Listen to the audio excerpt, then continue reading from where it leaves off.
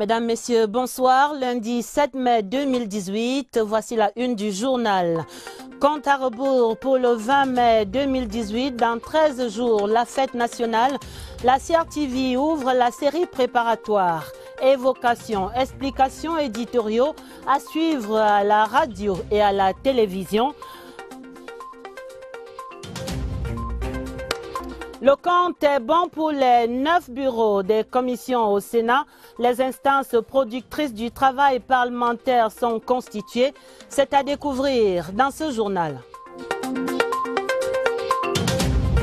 Compte Facebook, Twitter et autres Google. Attention à la surexposition de votre vie privée.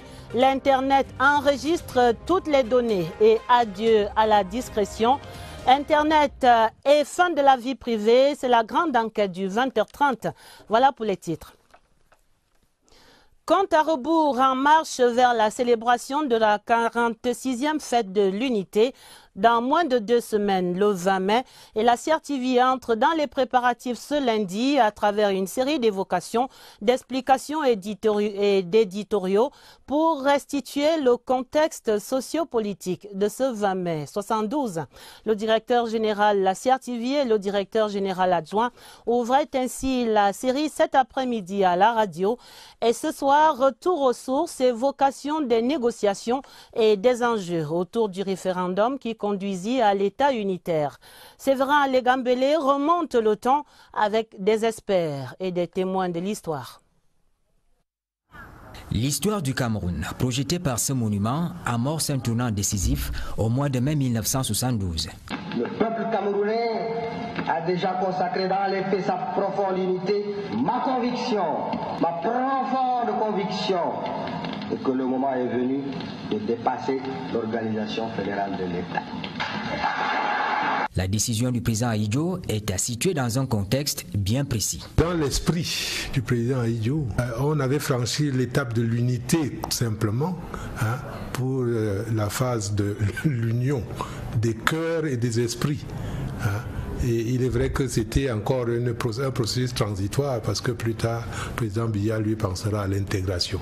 À l'annonce du référendum qui conduit à la fête de l'unité, les esprits, semble-t-il, étaient bien préparés. C'était une surprise. Bien sûr, les professionnels, les techniciens, comme nous savions combien il était difficile de gérer une fédération. Chaque responsable départemental, par exemple, devait gérer deux budgets. Un budget fédéral et un budget fédéré. Et on sentait qu'il y avait beaucoup de pesanteur, beaucoup de lourdeur. L'existence de 3 gouvernements, 3 assemblées, c'était une contrainte budgétaire énorme. Il a dit, s'est engagé devant l'histoire sur la nécessité de créer un État unitaire. Et cela avait des avantages pour le renforcement de l'unité nationale. Les résultats issus de cette consultation populaire, ayant à la base une question bien orientée, relèvent de ce que d'aucuns qualifient de consensus. Bien sûr, on n'a pas rencontré une opposition marquée contre la fin de la fédération, mais la campagne était faite en profondeur. On est allé dans tous les villages expliquer aux gens et qui ont bien accueilli le projet d'unification du pays.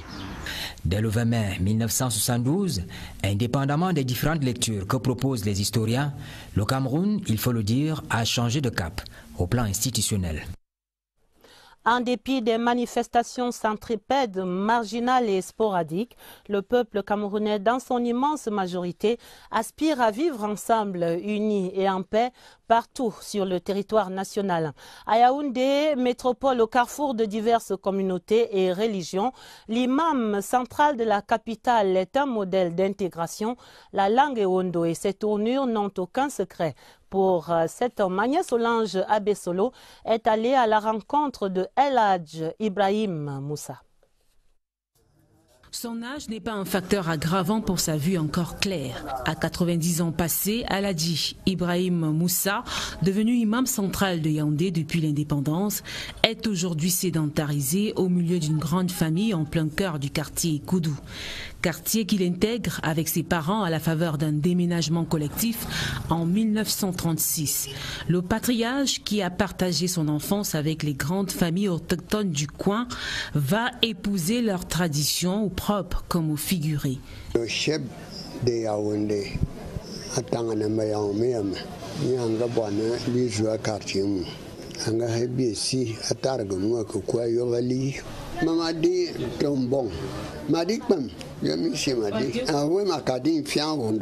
il revendique son appartenance au groupe Aoussa, mais reste particulièrement impliqué dans la vie du quartier. Son avis compte, un atout majeur pour sa progéniture. Il y en a des parents qui ont grandi avec le père, par rapport à ces réactions qu'ils ont eues. Si on a un problème, ils peuvent nous aider aussi. Une cohabitation harmonieuse depuis plus de 60 ans avec les Mvogada, Tinga et autres groupes ethniques locaux. Un modèle d'unité nationale, un exemple du vivre ensemble. Le vivre ensemble et les visages de l'intégration nationale à Ebolova, la réalité de ce concept dans la région du Sud, racontée ici par Franck Evina, notre correspondant permanent. Toujours la même détermination dans l'exercice de son métier. 45 ans que Jonisco, originaire de Santa dans le nord-ouest, tient cet atelier au marché central d'Ebolova. Depuis que je suis ici, je n'ai jamais été au tribunal. Avec l'emboulement vendé de terrain, j'ai conçu mes maisons. Jonisco n'est pas le seul visage de l'intégration nationale dans la cité capitale du Sud. Gilbert Samnik, dit attaquant, et Guillaume Gambia, tous deux opérateurs économiques, sont nés ici il y a respectivement 70 et 54 ans. Je suis originaire de Nyon-Ekade, à Makak. Mon père est venu ici au temps des Grecs. Il a acheté le cacao et mon père a été un notable ici. Je suis Bamileke, je suis né dans un quartier boulot appelé Nkos. Je m'entendais avec mes voisins, j'essaie de parler même bien la langue. Pour ces fervents défenseurs du vivre ensemble, la division du Cameroun est une utopie, doublée d'inconscience. Je suis sorti au nord-ouest, comme j'avais 25 ans. Moi, je sais que je suis boulot d'ici. On est né, on a trouvé le Cameroun. Dans l'acte de naissance de mes enfants, c'est la République du Cameroun. Fort des idylles entretenues avec des filles du terroir, beaucoup ont scellé à jamais leur union avec le Sud. Moi, j'ai le coutume boulot. J'ai aimé le boulot, j'ai fréquenté avec le boulot. C'est mon goût. Et le résultat, c'est l'augmentation du nombre d'enfants issus des mariages intercommunautaires, un métissage culturel au service de l'unité nationale. Les forces de défense nationale sont l'un des symboles vivants de l'unité camerounaise. Des jeunes gens de toutes les tribus des 10 régions qui défendent l'intégrité du territoire national au prix de leur vie. Dans le Septentrion, par exemple, voici 4 années que dure la guerre impitoyable contre Boko Haram. Kolofata, épuissante de cette menace, renaît maintenant progressivement grâce à la paix qui revient. Éric Benjamin Lamère est allé vivre cette quasi-résurrection de Kolofata, son reportage. Kolofata, ce mercredi 18 avril 2018. Le petit marché de cette cité martyre grouille de monde. Après les attaques et les attentats suicides quasi quotidiens enregistrés dans la localité il y a encore peu, la vie reprend peu à peu son cours normal. Le calme revient progressivement et nous sommes actuellement en train de renforcer les capacités de ces communautés déplacées et également des communautés hautes. Nous les appuyons sur le plan de la production agricole en leur fournissant des semences améliorées. Ces résultats positifs est le fruit de la synergie d'action entre les populations et les forces de défense. C'est de ce poste de commandement tactique de l'opération Émergence 4 à la sous-préfecture de Kolofata que sont coordonnées toutes les opérations menées contre la nébuleuse terroriste dans la zone. Nous avons réussi à ramener la sécurité, dont le niveau de sécurité est appréciable. La population est rassurée par les actions que nous menons sur le terrain, en synergie avec le BIR. En appui d'Émergence 4, l'opération Alpha, conduite par le BIR, véritable puissance de frappe contre l'ennemi, maintient la pression et veille au grain. Du Kolofata à Amchidé, en passant par Kordo et Kerawa, ces commandos d'élite multiplient les patrouilles. À ces patrouilles est venue s'ajouter une tranchée de 3 mètres de profondeur et 4 mètres de largeur, d'une longueur aujourd'hui de près de 150 km le long de la frontière. Objectif, briser la mobilité des bandes armées, et depuis plusieurs semaines, on n'a pu enregistrer ni attaque ni attentat kamikaze. Il faut dire que les populations de cette région de l'extrême nord auront payé un lourd tribut à la guerre contre Boko Haram au fil des bombardements et des attentats kamikazes. Et dans cette pacification progressive, voici 3 comédiens ouest-africains en tournage sous la direction du réalisateur camerounais Thierry Ntamak. Ils sont allés rendre hommage aux victimes des attentats de 2015 au quartier Pont-Vert à Maroua. Voici donc Gou Souké et Siri qui, très loin de leur humour habituel, c'est un reportage de Aladji Mustafa à Maroua. Tiens, chaleur là. On dirait qu'on a versé de l'eau sur nous. Je te dis. Non. Mais moi, on dirait qu'on est dans un four. Ici, on devait vendre des habits climatisés. Merci. Et le pâté. Le problème là, c'est qu'il n'y a même pas pâté ici. Voilà. Non, à cause de ça seulement, moi je ne peux pas tirer. On va aller. C'est la toute première fois que le trio de comédiens burkinabés et ivoiriens foule le sol de l'extrême nord. Souké et Siriki de la série à succès Les Bobo Diouf et Michel Gou sont à Maroua pour un but bien précis. Nous sommes là dans le cadre du tournage d'un long métrage du réalisateur camerounais qu'on appelle M. Thierry Ntamak, qui a décidé d'unir les acteurs africains autour du même sujet. Les 3 comédiens ainsi que le réalisateur camerounais Thierry Ntamak ont profité de leur séjour pour se rendre ici au quartier Pont-Vert où plusieurs personnes avaient perdu la vie le 25 juillet 2015 suite à un attentat kamikaze. Pour rendre hommage aux victimes, ils ont déposé cette gerbe de fleurs sur les lieux de l'attentat.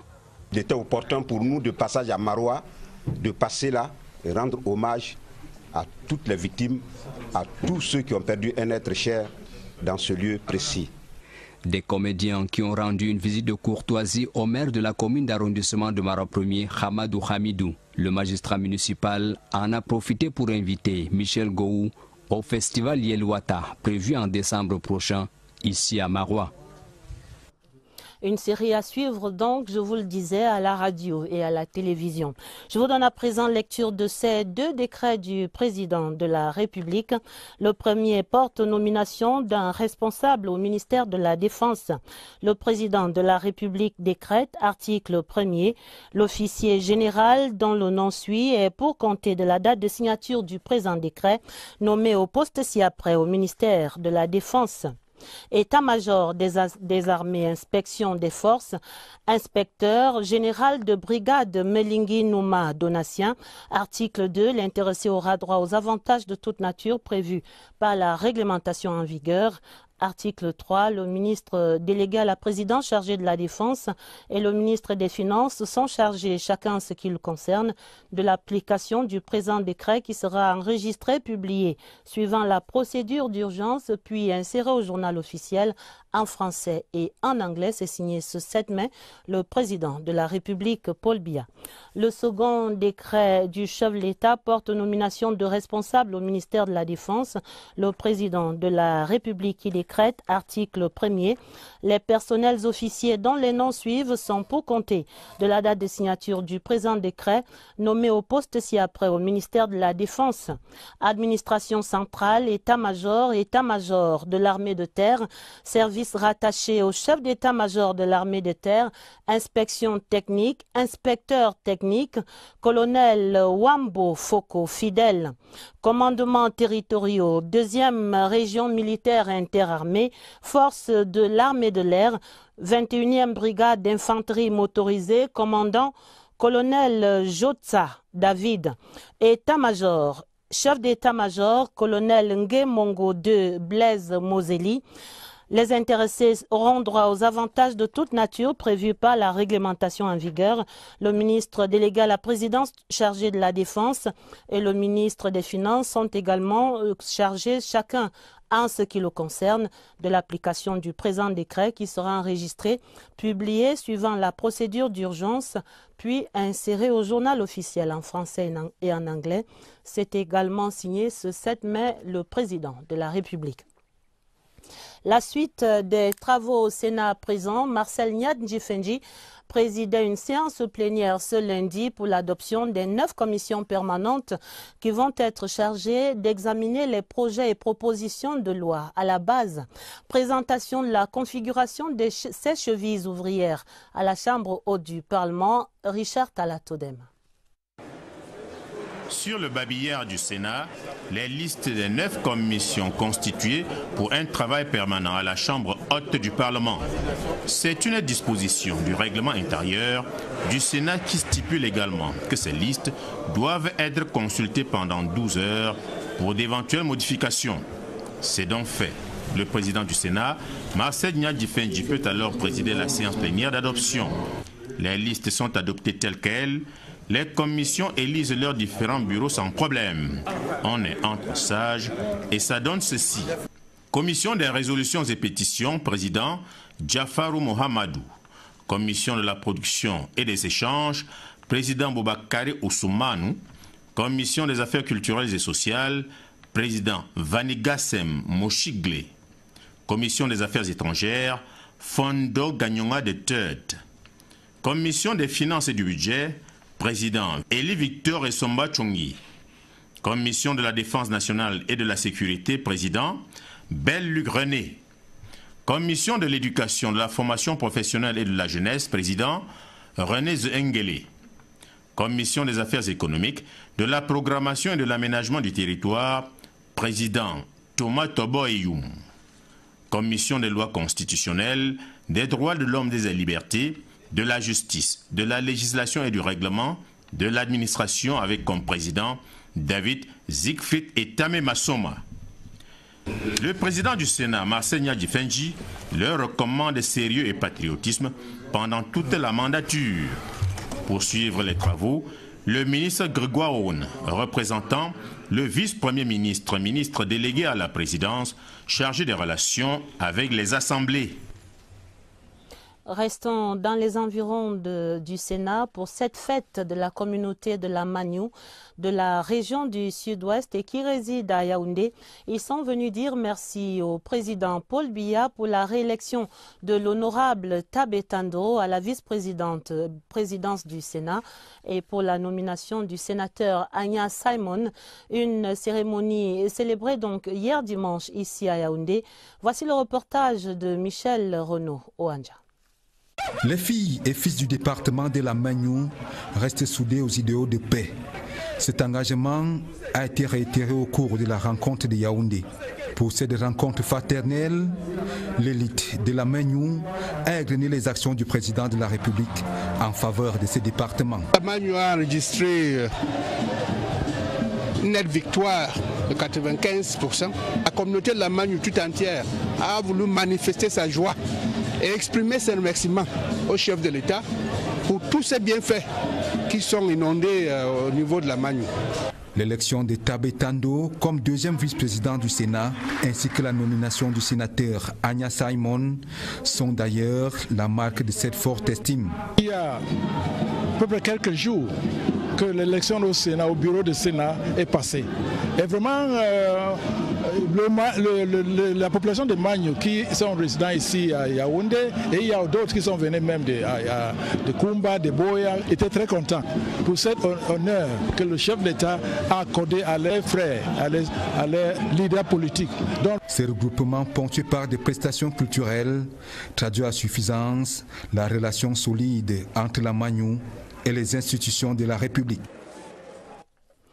Politique encore pour parler de cette communication du président national du MRC, le mouvement pour la renaissance du Cameroun, le professeur Maurice Kamto, donnait une conférence de presse vendredi dans le sud, à Ebolova. Le MRC prône l'unité nationale et le vivre ensemble comme vertu cardinale au Cameroun. Cyril Kemenye pour l'essentiel à Ebolova. Pour sa première descente dans la région du Sud en tant que leader du MRC, Mouvement pour la Renaissance du Cameroun, le professeur Maurice Kamto a voulu marquer d'un caillou blanc sa rencontre avec la presse. C'est une présence très significative qui visait à rassurer nos camarades présents dans la région du Sud de ce que la direction du parti est très attentive. Je voulais, à travers cette causerie, dire aux populations du Sud que je me sens chez moi au Sud, parce que je me sens partout chez moi au Cameroun. Maurice Kamto va condamner avec la dernière énergie les terroristes de l'extrême nord et les sécessionnistes en activité dans les deux régions anglophones du Cameroun, en cette veille de célébration de l'unité nationale. L'occasion faisant le larron, Maurice Kamto en a saisi l'opportunité pour faire partager la vision qu'a son parti de la marche du Cameroun. Le porte-voix du MRC a réitéré sa candidature à la prochaine élection présidentielle. Et voici la grande enquête de la rédaction pour mettre à nu tous les travers de l'Internet sur la vie privée des utilisateurs. Facebook, Google, Twitter et autres plateformes d'échange, chaque information publiée contribue à alimenter une vaste banque de données sur la toile. Des informations qui peuvent à tout moment revenir au visage des utilisateurs au détour d'un article de presse ou d'une enquête. La fin de la vie privée sur la toile du monde, c'est l'enquête que signe Oswald Modo. La machine qui trahit l'homme, son créateur, ça c'est connu depuis longtemps. Mais on était loin d'imaginer à quel point cette idée prendrait tout son sens au XXIe siècle. Smartphones, tablettes, laptops, ces incontournables outils de notre quotidien sont devenus des mouchards qui nous tracent et retracent nos vies. Avec Internet, nous ne sommes plus cachés. Je sais que vous êtes là. Je sens votre présence. Je sais que vous avez peur. Vous avez peur de nous. Ça fait un peu peur, quoi. C'est pas normal puisque la vie privée, ça ne... On n'expose pas la vie privée de quelqu'un comme ça. Nous savons que tout ce que nous faisons sur Internet n'est pas vraiment privé. Avec le bug qu'on a vu aux États-Unis, avec tout ce qui s'est passé, on comprend bien que les informations ne sont plus privées. Les GAFA, entendez Google, Apple, Facebook et autres Amazon, ont pris le contrôle de nos vies. Chaque minute, des millions d'informations sont enregistrées dans le cyberespace. Rien n'est plus confidentiel. Cet ensemble, ces sites web qui sont généralement utilisés pour se constituer des réseaux, que ce soit d'amis, que ce soit des réseaux professionnels, et qui donnent des outils aux utilisateurs pour qu'ils puissent partager un certain nombre d'informations. Tous ces éléments-là que nous partageons ensemble sur ces sites sont aussi un problème parce que par la suite, on peut les utiliser à des fins qui ne sont pas toujours celles qui étaient présentées à la base. Et dire que c'est nous-mêmes qui les gavons. Chacun de nos clics nous livre un peu plus à l'intelligence artificielle. On vous demande un certain nombre d'informations. Votre nom, votre lieu de résidence, les personnes avec lesquelles vous échangez, ainsi de suite. Lorsque ces informations-là sont récupérées, on peut les utiliser à plusieurs fins. La première, elle est la plus simple, c'est de partager avec d'autres entreprises qui ont besoin de ces informations-là pour pouvoir faire de la publicité ciblée. Si vous aviez une idée de tout ce que nous savons sur les gens, vous seriez terrifié.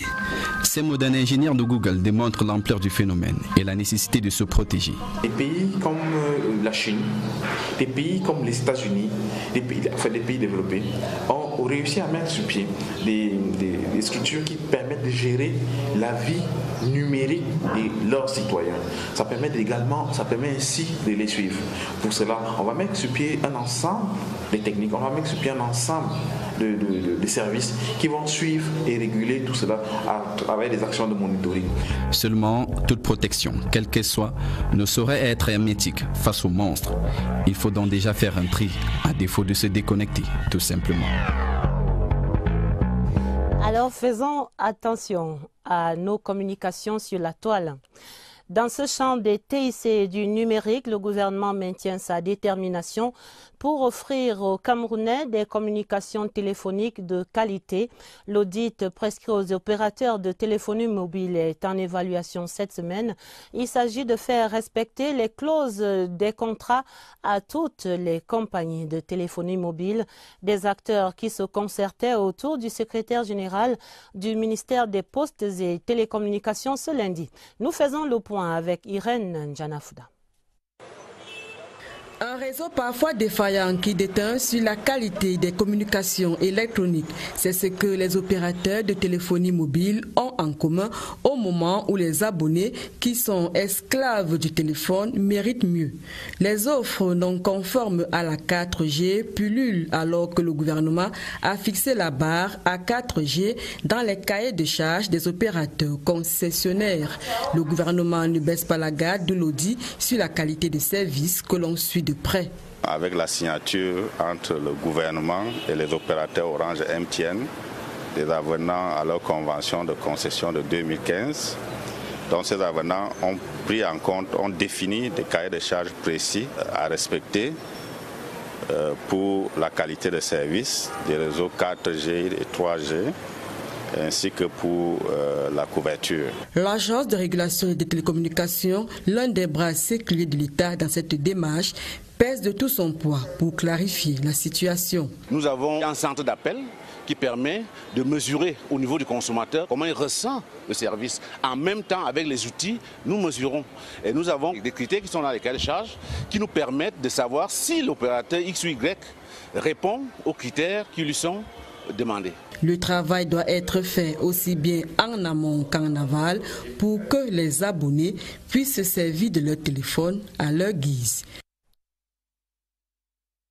Sera célébré dans 2 jours, le 9 mai. Première manifestation autour de cet événement ce lundi. Le club de la presse de la section camerounaise de l'Union internationale de la presse francophone, l'UPF, qui donnait une tribune à l'Union européenne à travers une conférence publique à l'IRIC. Le compte rendu, Philippe Roger et Sama. L'exercice avait pour objectif de contribuer à la bonne compréhension de l'action de l'Union européenne et de ses États membres au Cameroun. Dans le contexte de célébration de la Semaine de l'Europe, l'enjeu du partenariat entre l'Union européenne et les pays africains est d'actualité. L'intensité des échanges a démontré que les journalistes membres de l'UPF ont bien saisi l'opportunité à eux offerte. En face d'eux, le chef de la délégation de l'Union européenne au Cameroun, Hans-Peter Schadek, qu'entouraient les ambassadeurs de France, Italie, Belgique, Espagne, Allemagne et le haut-commissaire de Grande-Bretagne au Cameroun.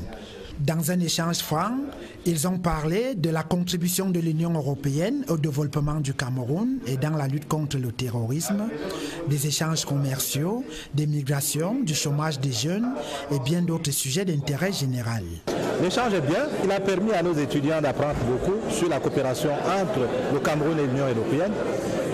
L'Union européenne, c'est le premier partenaire du Cameroun et c'est bien aussi pour l'information de l'opinion publique de savoir ce qui se passe exactement dans cette coopération historique entre l'Union européenne et le Cameroun. Les organisateurs ont salué la sollicitude de l'IRIC et se sont félicités de l'évolution du partenariat UE-Cameroun face à la percée commerciale d'autres ensembles économiques en Afrique. Dans la suite du journal, cette session de formation au contrôle supérieur de l'État, les travaux visent à renforcer les capacités des institutions de contrôle des finances publiques. L'atelier de 2 semaines ouvert ce lundi à Yaoundé va ainsi outiller une 60aine de participants sur la thématique de l'agenda 2030, ses composantes et sa vision, mais également sur les modèles d'audit. L'ouverture des travaux était présidée par le ministre Rose Mba Acha-Fomundam, ministre délégué à la présidence chargée du contrôle supérieur de l'État. Le but ultime de l'atelier est donc la maîtrise des méthodes d'audit des États dans la mise en œuvre de ces objectifs de développement durable. Parlons encore développement durable et la question est débattue au ministère de l'Environnement et de la Protection de la Nature autour de l'utilisation sécurisée du mercure au Cameroun. Ce métal est hautement toxique et dangereux pour l'homme et pour l'environnement. Il s'agit donc d'en sécuriser les usages et c'est l'appel du ministre Elie Pierre qui ouvrait l'atelier de validation d'un rapport de la Convention internationale sur le mercure ce lundi ici à Yaoundé. Florence Ngwangele. Les produits cosmétiques d'hygiène, les équipements électroniques et électriques sont entre autres les objets susceptibles de contenir du mercure. Cet atelier permet ainsi d'évaluer le travail fait par le gouvernement pour protéger la santé humaine et l'environnement. C'est la question de sensibiliser davantage les populations, les parties prenantes qui utilisent ce mercure comme au niveau de l'exploitation minière à petite échelle, donc par exemple au niveau dans le domaine médical. Certains artisans miniers ont d'ailleurs pris conscience des dangers liés à l'utilisation du mercure. Dès que je rentre à Ezeka, je vais essayer de sensibiliser tous mes frères de ne plus utiliser parce que le mercure est tellement dangereux que nous ne savons pas, peut-être ça va tomber sur nos enfants, peut-être sur nos arrière-petits-enfants. Il est donc nécessaire de promouvoir la production et l'utilisation sûre de ces métals hautement toxiques. Les nouvelles internationales et l'ouverture ce lundi à Midrand, en Afrique du Sud, de la 6e session du Parlement panafricain. Un débat, une plus grande autonomie de la Chambre continentale à travers des pouvoirs législatifs. Une session marquée par la suite des tractations pour l'élection du président du Parlement panafricain. Ce sera cette fin de semaine. L'ambiance à Midrand avec l'envoyé spécial Lucas Modunjemba. Hymne de l'Union africaine exécuté en live pour souhaiter la bienvenue au président de la Commission de l'Union africaine qui prend langue pour la première fois depuis son élection le 30 janvier 2017 avec la représentation continentale. L'occasion est ainsi donnée au docteur Moussa Faki Mahamat de plaider pour l'attribution des pouvoirs législatifs au Parlement panafricain, la fin des conflits armés en Afrique et l'indépendance politique et socio-économique du continent. Plus tôt dans la matinée, c'était au président du Parlement panafricain de s'adresser à ses collègues. Dans une sorte de discours bilan, Roger Nkodo s'est satisfait des actions de diplomatie parlementaire qui, ces 3 dernières années sous son impulsion, ont contribué à faire de la Chambre continentale un interlocuteur crédible sur le continent et à l'international. La levée des sanctions contre le Soudan, le sommet Union africaine-Union européenne en Côte d'Ivoire, des rencontres continentales en faveur de la promotion des jeunes à Khartoum et de la libre circulation des personnes et des biens à Yaoundé, pour ne citer que ces exemples-là. Autre articulation en ce premier jour de session, la prestation de serment de nouveaux membres, environ 70. Parmi eux, les députés des Comores, de la Libye et du Maroc qui faisaient leur entrée au Parlement panafricain. Le retour du Maroc, c'est le retour à une famille. La famille africaine, beaucoup de choses qu'on doit travailler ensemble. Alors que d'aucuns font leur entrée, Auxilia Nwangangwa, devenue première dame du Zimbabwe, a dû faire ses adieux à la Chambre continentale.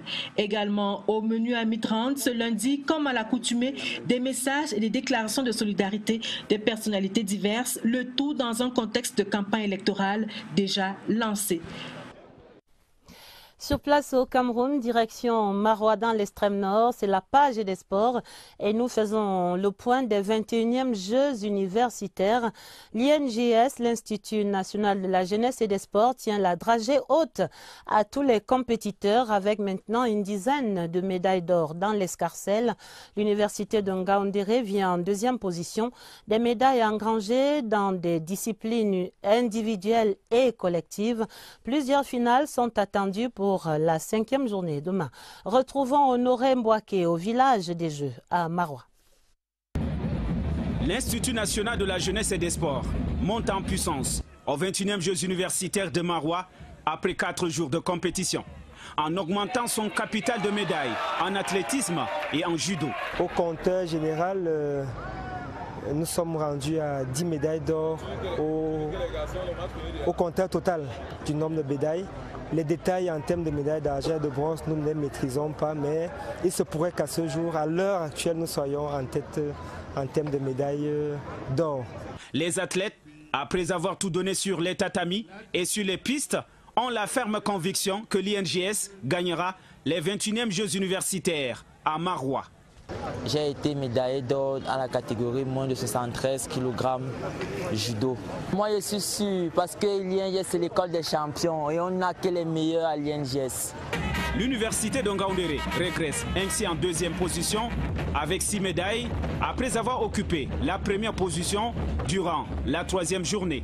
Les universités de Douala, de Yaoundé et l'Institut Siantou figurent également parmi les 10 premiers des 21e Jeux universitaires de Maroua.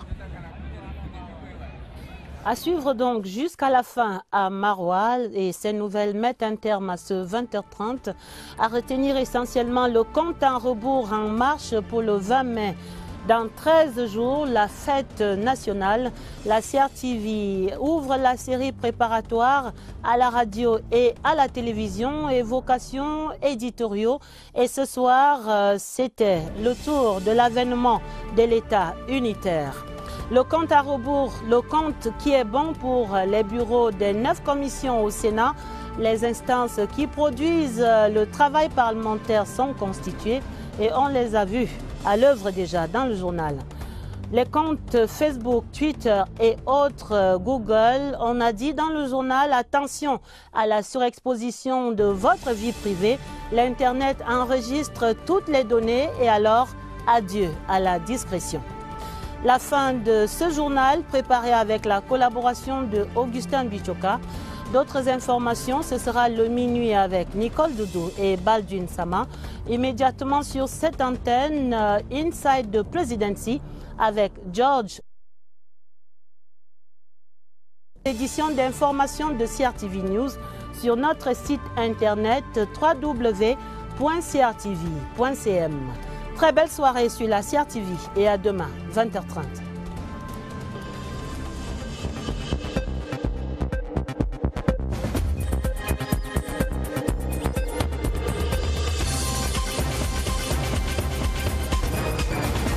Pour cet homme, Agnès Solange Abessolo est allée à la rencontre de El Hadj Ibrahim Moussa. Son âge n'est pas un facteur aggravant pour sa vue encore claire. À 90 ans passés, El Hadj Ibrahim Moussa, devenu imam central de Yaoundé depuis l'indépendance, est aujourd'hui sédentarisé au milieu d'une grande famille en plein cœur du quartier Koudou. Quartier qu'il intègre avec ses parents à la faveur d'un déménagement collectif en 1936. Le patriarche qui a partagé son enfance avec les grandes familles autochtones du coin va épouser leurs traditions au propre comme au figuré. Le chef de Yaoundé,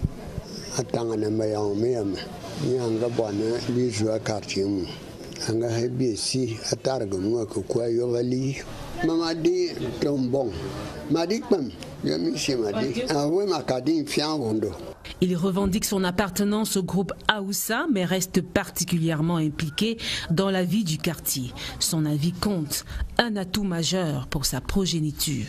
Il y en a des parents qui ont grandi avec le père, par rapport à ces réactions qu'ils ont eues. Si on a un problème, ils peuvent nous aider aussi. Une cohabitation harmonieuse depuis plus de 60 ans avec les Mvogada, Tinga et autres groupes ethniques locaux. Un modèle d'unité nationale, un exemple du vivre ensemble. Le vivre ensemble et les visages de l'intégration nationale à Ebolova, la réalité de ce concept dans la région du Sud, racontée ici par Franck Evina, notre correspondant permanent. Toujours la même détermination dans l'exercice de son métier. 45 ans qu'Ojonisco, originaire de Santa dans le nord-ouest, tient cet atelier au marché central d'Ebolova. Depuis que je suis ici, je n'ai jamais été au tribunal. Avec l'emboulement vendait le terrain, j'ai construit mes maisons. Jonisco n'est pas le seul visage de l'intégration nationale dans la cité capitale du Sud. Gilbert Samnik, dit attaquant, et Guillaume Gambia, tous deux opérateurs économiques, sont nés ici il y a respectivement 70 et 54 ans. Je suis originaire de Nyon-Ekale, à Makak. Mon père est venu ici au temps des Grecs. Il a acheté le cacao. Et mon père a été un notable ici. Je suis Bamileke, je suis né dans un quartier Boulou appelé Nkos. Je m'entendais avec mes voisins. J'essaie de parler même bien la langue. Pour ces fervents défenseurs du vivre ensemble, la division du Cameroun est une utopie, doublée d'inconscience. Je suis sorti au nord-ouest, comme j'avais 25 ans. Moi, je sais que je suis boulot d'ici. On est né, on a trouvé Cameroun. Dans l'acte de naissance de mes enfants, c'est la République du Cameroun. Fort des idylles entretenues avec des filles du terroir, beaucoup ont scellé à jamais leur union avec le Sud. Moi, j'ai le coutume boulot. J'ai aimé les boulots, j'ai fréquenté avec les boulots. C'est mon goût. Et le résultat, c'est l'augmentation du nombre d'enfants issus des mariages intercommunautaires, un métissage culturel au service de l'unité nationale.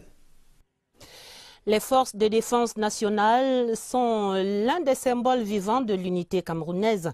Des jeunes gens de toutes les tribus des 10 régions qui défendent l'intégrité du territoire national au prix de leur vie. Dans le Septentrion, par exemple, voici 4 années que dure la guerre impitoyable contre Boko Haram. Kolofata, épuissante de cette menace, renaît maintenant progressivement grâce à la paix qui revient. Éric Benjamin Lamère est allé vivre cette quasi-résurrection de Kolofata, son reportage. Kolofata, ce mercredi 18 avril 2018. Le petit marché de cette cité martyre grouille de monde. Après les attaques et les attentats suicides quasi quotidiens enregistrés dans la localité il y a encore peu, la vie reprend peu à peu son cours normal. Le calme revient progressivement et nous sommes actuellement en train de renforcer les capacités de ces communautés déplacées et également des communautés hautes. Nous les appuyons sur le plan de la production agricole en leur fournissant des semences améliorées. Ces résultats positifs est le fruit de la synergie d'action entre les populations et les forces de défense. C'est de ce poste de commandement tactique de l'opération Émergence 4 à la sous-préfecture de Kolofata que sont coordonnées toutes les opérations menées contre la nébuleuse terroriste dans la zone. Nous avons réussi à ramener la sécurité, dont le niveau de sécurité est appréciable. La population est rassurée par les actions que nous menons sur le terrain, en synergie avec le BIR. En appui d'Émergence 4, l'opération Alpha, conduite par le BIR, véritable puissance de frappe contre l'ennemi, maintient la pression et veille au grain.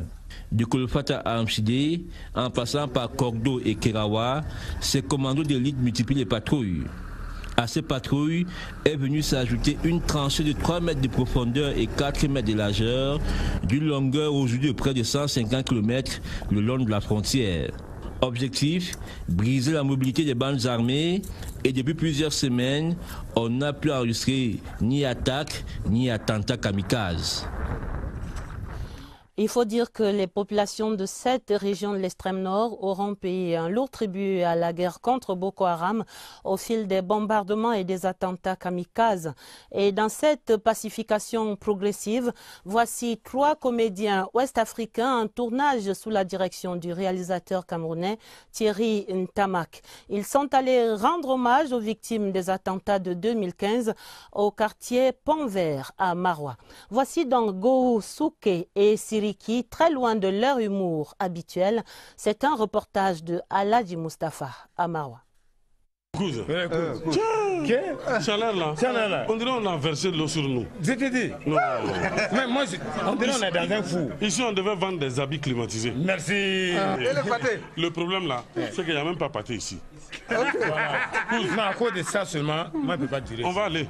C'est la toute première fois que le trio de comédiens burkinabés et ivoiriens foule le sol de l'extrême nord. Souké et Siriki de la série à succès Les Bobo Diouf et Michel Gou sont à Maroua pour un but bien précis. Nous sommes là dans le cadre du tournage d'un long métrage du réalisateur camerounais qu'on appelle M. Thierry Ntamak, qui a décidé d'unir les acteurs africains autour du même sujet. Les 3 comédiens ainsi que le réalisateur camerounais Thierry Ntamak ont profité de leur séjour pour se rendre ici au quartier Pont-Vert où plusieurs personnes avaient perdu la vie le 25 juillet 2015 suite à un attentat kamikaze. Pour rendre hommage aux victimes, ils ont déposé cette gerbe de fleurs sur les lieux de l'attentat. Il était opportun pour nous de passage à Maroua, de passer là et rendre hommage à toutes les victimes, à tous ceux qui ont perdu un être cher dans ce lieu précis. Des comédiens qui ont rendu une visite de courtoisie au maire de la commune d'arrondissement de Maroua 1er, Hamadou Hamidou. Le magistrat municipal en a profité pour inviter Michel Gou au festival Yelwata, prévu en décembre prochain, ici à Maroua. Une série à suivre donc, je vous le disais, à la radio et à la télévision. Je vous donne à présent lecture de ces deux décrets du président de la République. Le premier porte nomination d'un responsable au ministère de la Défense. Le président de la République décrète, article 1er, l'officier général dont le nom suit est pour compter de la date de signature du présent décret, nommé au poste ci-après au ministère de la Défense. État-major des armées, inspection des forces, inspecteur général de brigade Melingui Nouma Donatien. Article 2, l'intéressé aura droit aux avantages de toute nature prévus par la réglementation en vigueur. Article 3, le ministre délégué à la présidence chargé de la Défense et le ministre des Finances sont chargés, chacun ce qui le concerne, de l'application du présent décret qui sera enregistré, publié suivant la procédure d'urgence, puis inséré au journal officiel en français et en anglais. C'est signé ce 7 mai, le président de la République, Paul Biya. Le second décret du chef de l'État porte nomination de responsable au ministère de la Défense. Le président de la République qui décrète, article 1er, les personnels officiers dont les noms suivent sont pour compter de la date de signature du présent décret, nommés au poste ci-après au ministère de la Défense.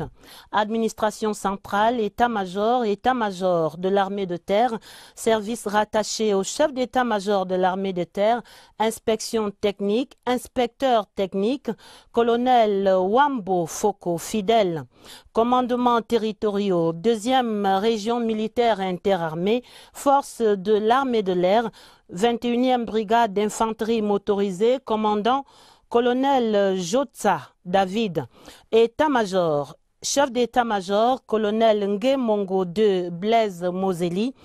Les intéressés auront droit aux avantages de toute nature prévus par la réglementation en vigueur. Le ministre délégué à la présidence chargé de la Défense et le ministre des Finances sont également chargés, chacun en ce qui le concerne, de l'application du présent décret qui sera enregistré, publié suivant la procédure d'urgence, puis inséré au journal officiel en français et en anglais. C'est également signé ce 7 mai le président de la République. La suite des travaux au Sénat à présent, Marcel Nyadji-Fenji présidait une séance plénière ce lundi pour l'adoption des 9 commissions permanentes qui vont être chargées d'examiner les projets et propositions de loi. À la base, présentation de la configuration de ces chevilles ouvrières à la Chambre haute du Parlement, Richard Talatodem. Sur le babillard du Sénat, les listes des 9 commissions constituées pour un travail permanent à la Chambre haute du Parlement. C'est une disposition du règlement intérieur du Sénat qui stipule également que ces listes doivent être consultées pendant 12 heures pour d'éventuelles modifications. C'est donc fait. Le président du Sénat, Marcel Nyadji-Fenji, peut alors présider la séance plénière d'adoption. Les listes sont adoptées telles quelles. Les commissions élisent leurs différents bureaux sans problème. On est entre sages et ça donne ceci. Commission des résolutions et pétitions, président Jafarou Mohamedou. Commission de la production et des échanges, président Boubacaré Ousmane. Commission des affaires culturelles et sociales, président Vanigassem Mochigle. Commission des affaires étrangères, Fondo Ganyonga de Tête. Commission des finances et du budget, président Eli Victor Essomba Tchongi. Commission de la défense nationale et de la sécurité, président Bel-Luc René. Commission de l'éducation, de la formation professionnelle et de la jeunesse, président René Zengele. Commission des affaires économiques, de la programmation et de l'aménagement du territoire, président Thomas Tobo-Eyoum.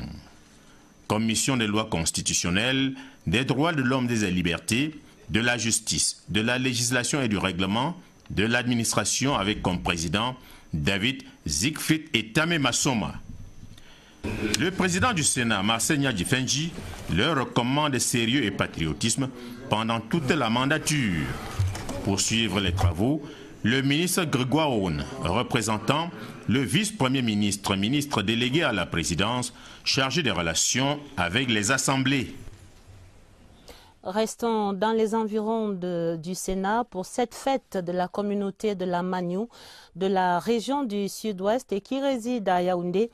Ils sont venus dire merci au président Paul Biya pour la réélection de l'honorable Tabé Tando à la vice-présidence du Sénat et pour la nomination du sénateur Anya Simon. Une cérémonie célébrée donc hier dimanche ici à Yaoundé. Voici le reportage de Michel Renaud Oanja. Les filles et fils du département de la Magnou restent soudés aux idéaux de paix. Cet engagement a été réitéré au cours de la rencontre de Yaoundé. Pour cette rencontre fraternelle, l'élite de la Magnou a égrené les actions du président de la République en faveur de ce département. La Magnou a enregistré une nette victoire de 95%. La communauté de la Magnou tout entière a voulu manifester sa joie et exprimer ses remerciements au chef de l'État pour tous ces bienfaits qui sont inondés au niveau de la Magnou. L'élection de Tabé Tando comme deuxième vice-président du Sénat ainsi que la nomination du sénateur Anya Simon sont d'ailleurs la marque de cette forte estime. Il y a à peu près quelques jours que l'élection au Sénat, au bureau du Sénat est passée. Et vraiment, la population de Magnou qui sont résidents ici à Yaoundé, et il y a d'autres qui sont venus même de Kumba, de Boya, étaient très contents pour cet honneur que le chef d'État a accordé à leurs frères, à leurs leaders politiques. Donc, ces regroupements ponctués par des prestations culturelles traduisent à suffisance la relation solide entre la Magnou et les institutions de la République. Politique encore pour parler de cette communication du président national du MRC, le mouvement pour la renaissance du Cameroun, le professeur Maurice Kamto, donnait une conférence de presse vendredi dans le sud, à Ebolova. Le MRC prône l'unité nationale et le vivre ensemble comme vertu cardinale au Cameroun. Cyril Kemenye pour l'essentiel à Ebolova. Pour sa première...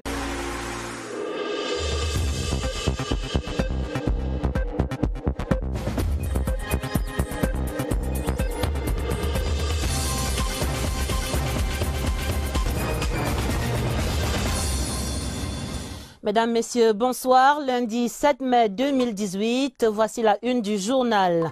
Compte à rebours pour le 20 mai 2018, dans 13 jours, la fête nationale, la CRTV ouvre la série préparatoire. Évocations, explications éditoriaux à suivre à la radio et à la télévision.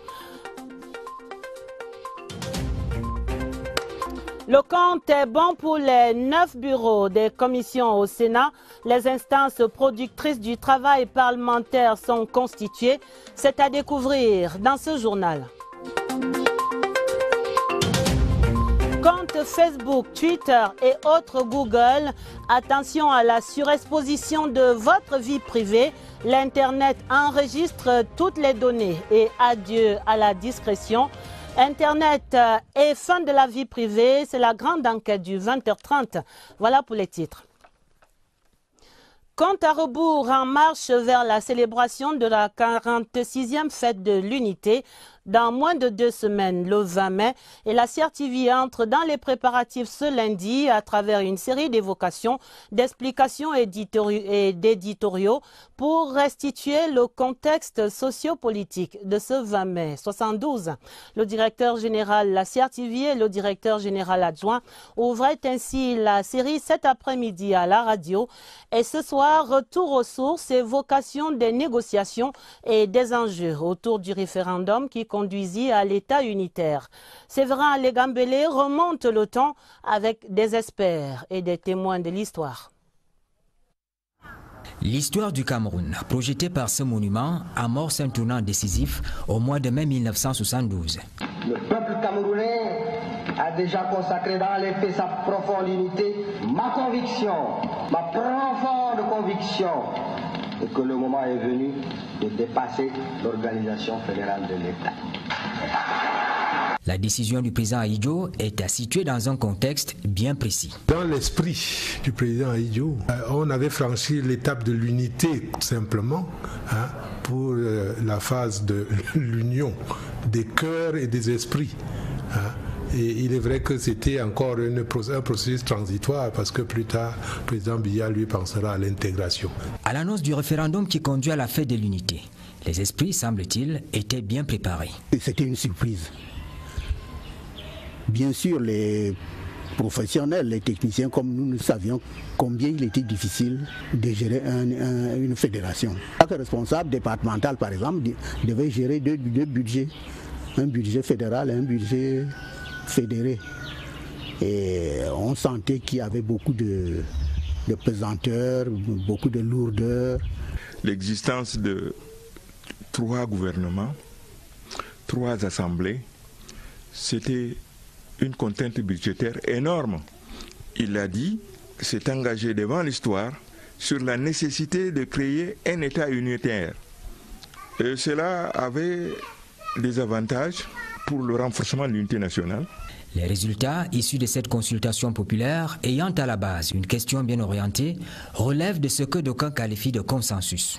Bien sûr, on n'a pas rencontré une opposition marquée contre la fin de la fédération, mais la campagne était faite en profondeur. On est allé dans tous les villages expliquer aux gens et qui ont bien accueilli le projet d'unification du pays. Dès le 20 mai 1972, indépendamment des différentes lectures que proposent les historiens, le Cameroun, il faut le dire, a changé de cap au plan institutionnel. En dépit des manifestations centripèdes, marginales et sporadiques, le peuple camerounais, dans son immense majorité, aspire à vivre ensemble, unis et en paix, partout sur le territoire national. À Yaoundé, métropole au carrefour de diverses communautés et religions, l'imam central de la capitale est un modèle d'intégration.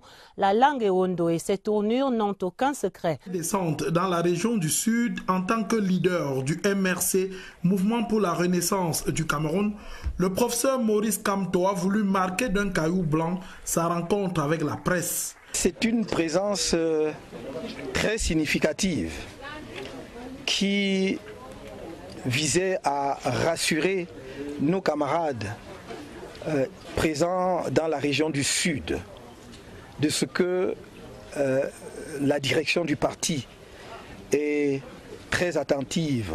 Je voulais, à travers cette causerie, dire aux populations du Sud que je me sens chez moi au Sud, parce que je me sens partout chez moi au Cameroun. Maurice Kamto va condamner avec la dernière énergie les terroristes de l'extrême nord et les sécessionnistes en activité dans les 2 régions anglophones du Cameroun, en cette veille de célébration de l'unité nationale.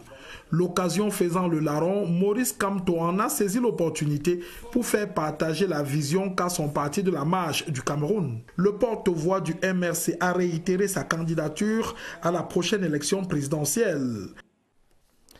Et voici la grande enquête de la rédaction pour mettre à nu tous les travers de l'Internet sur la vie privée des utilisateurs. Facebook, Google, Twitter et autres plateformes d'échange, chaque information publiée contribue à alimenter une vaste banque de données sur la toile. Des informations qui peuvent à tout moment revenir au visage des utilisateurs au détour d'un article de presse ou d'une enquête.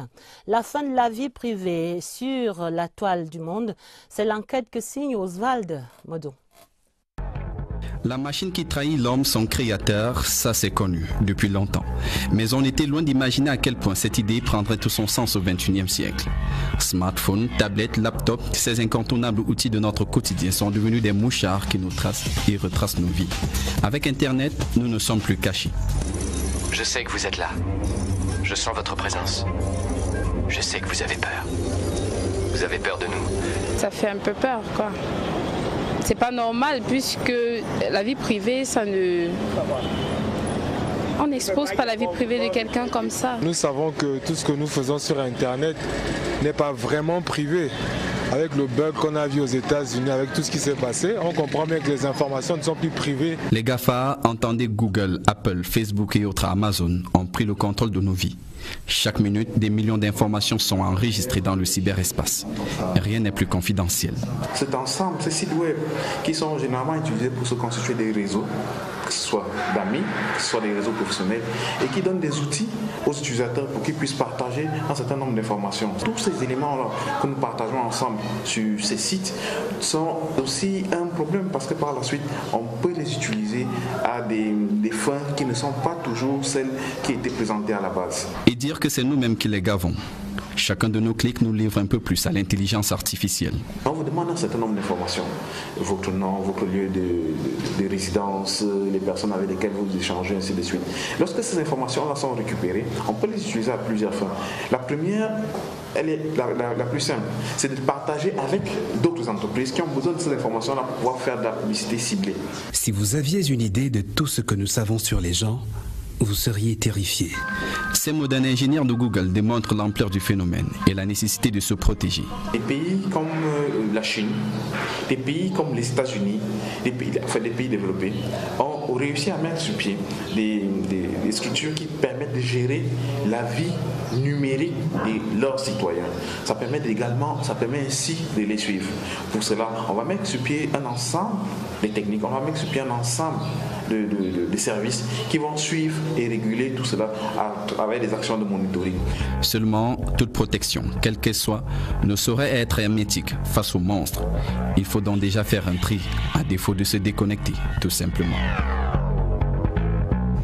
Alors faisons attention à nos communications sur la toile.